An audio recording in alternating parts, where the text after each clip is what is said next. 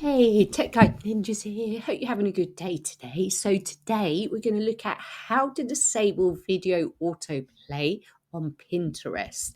So when you go to your home feed, you might notice that some pins and adverts are video pins and they just play automatically. Let's see if I can find one here. So there's a video pin, it just plays without me clicking on it. If that is frustrating you, you can disable video autoplay. So I'll show you how to do that now. So all you have to do is click on the top right hand corner and click on settings. That will take you to another page, and on the left hand side you're going to scroll down to where it says social permissions. So clicking on there, then I'm going to scroll down to the bottom, and here you should see autoplay videos on desktop.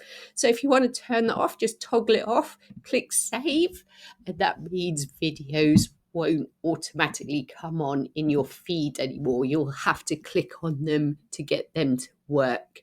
So I hope that was helpful. Please like the video and subscribe to the channel, and I will see you soon.